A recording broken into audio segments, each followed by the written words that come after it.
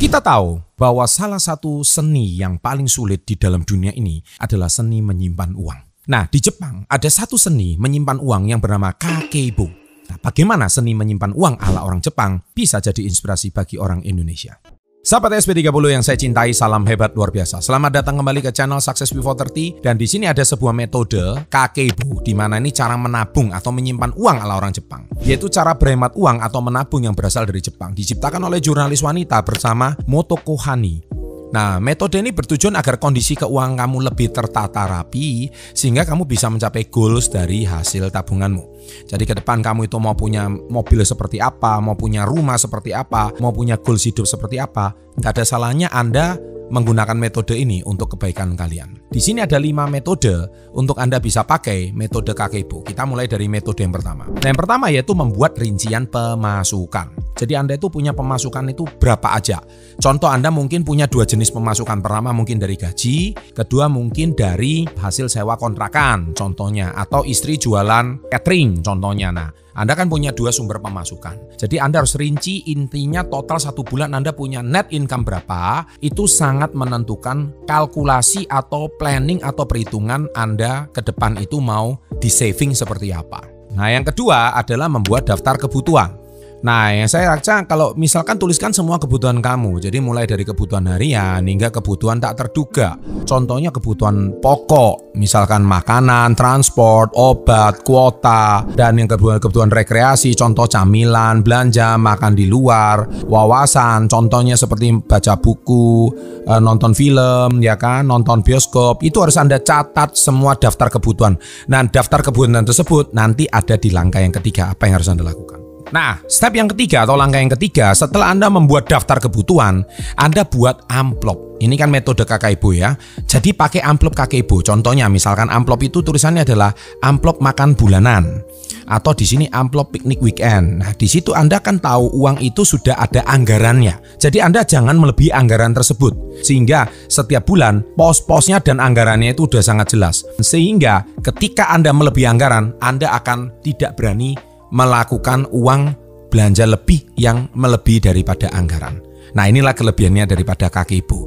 Sehingga Anda tidak over budget atau over anggaran. Seringkali yang membuat kita itu bingung adalah karena kita ada uang berapa ya kita pakai berapa. Kita tidak pernah dengan sangat jelas menganggarkan berapa untuk 1 bulan untuk seperti ini. Ini mungkin ada beberapa netizen menganggap Pak Chandra kok pelit amat orang Jepang. Ini bukan masalah pelit, ini masalah mindset. Ketika Anda bisa menganggarkan dengan jelas setiap bulan untuk uang belanja sekian, untuk pos ini sekian, untuk camilan sekian, untuk wawasan sekian, untuk tambahan sekian, maka uang Anda sudah sangat jelas. Anda tidak akan over anggaran. Ketika Anda tidak over anggaran, bisa jadi keuangan Anda akan terkelola dengan sangat baik.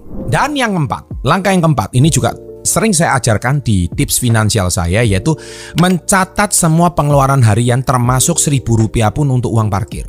Loh, Pak Chandra kok ribet amat hidupnya? Ini bukan masalah ribet, ini masalah mindset.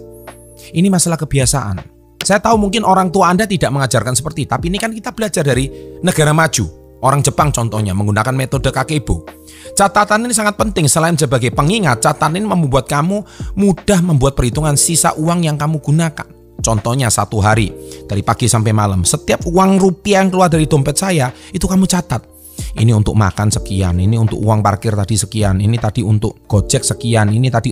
Anda catat semuanya. Sehingga Anda tidak over budget, sehingga Anda tahu kemana 1 rupiah pun, kemana uang keluar setiap harinya itu Anda tahu kemana.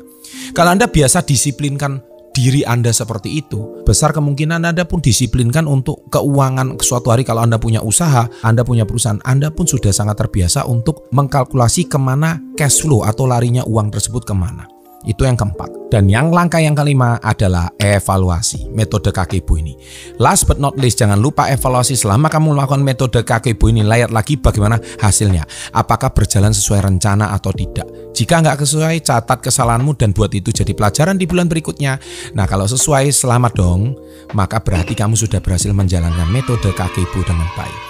Saya yakin kalau Anda hari ini keuangan Anda morat-marit, keuangan Anda tidak baik, saya percaya bukan masalah berapa jenis gaji kamu. Berapapun gaji kamu tidak pernah akan cukup. Ya, saya beritahu, tidak pernah akan cukup. Kenapa? Karena Anda tidak pernah tahu uang Anda itu larinya kemana. Tapi kalau Anda sudah biasakan gunakan amplop kayak Kakebo tadi, kemudian mencatat pengeluaran harian Anda tadi, saya yakin 1000% saya tahu Anda tidak akan over budget. Jadi silakan terapkan metode Kakebo ini. Cocok tidak cocok, semua tergantung Anda. Kalau Anda cocok, saya yakin 1000% keuangan Anda akan jauh lebih baik, bahkan setiap bulan ada uang sisa. Tapi kalau tidak cocok, ya karena Anda merasa terlalu berat lakukannya, belajar step by step. Tidak ada metode yang mudah kecuali Anda mau melakukannya. Sukses untuk Anda dan selalu salam hebat. Luar biasa. Mencatat semua pengeluaran harian termasuk Rp1.000 pun untuk uang parkir. Loh, Pak Chandra kok ribet amat hidupnya? Ini bukan masalah ribet, ini masalah mindset. Ini masalah kebiasaan. Saya tahu mungkin orang tua Anda tidak mengajarkan seperti, tapi ini kan kita belajar dari negara maju. Orang Jepang contohnya menggunakan metode Kakebo. Catatan ini sangat penting. Selain sebagai pengingat, catatan ini membuat kamu mudah membuat perhitungan sisa uang yang kamu gunakan. Contohnya 1 hari, dari pagi sampai malam, setiap uang rupiah yang keluar dari dompet saya, itu kamu catat. Ini untuk makan sekian, ini untuk uang parkir tadi sekian, ini tadi untuk Gojek sekian, ini tadi. Anda catat semuanya. Sehingga Anda tidak over budget. Sehingga Anda tahu kemana Rp1 pun, kemana uang keluar setiap harinya itu Anda tahu kemana. Kalau Anda biasa disiplinkan diri Anda seperti itu, besar kemungkinan Anda pun disiplinkan untuk keuangan suatu hari. Kalau Anda punya usaha, Anda punya perusahaan, Anda pun sudah sangat terbiasa untuk mengkalkulasi kemana cash flow atau larinya uang tersebut kemana.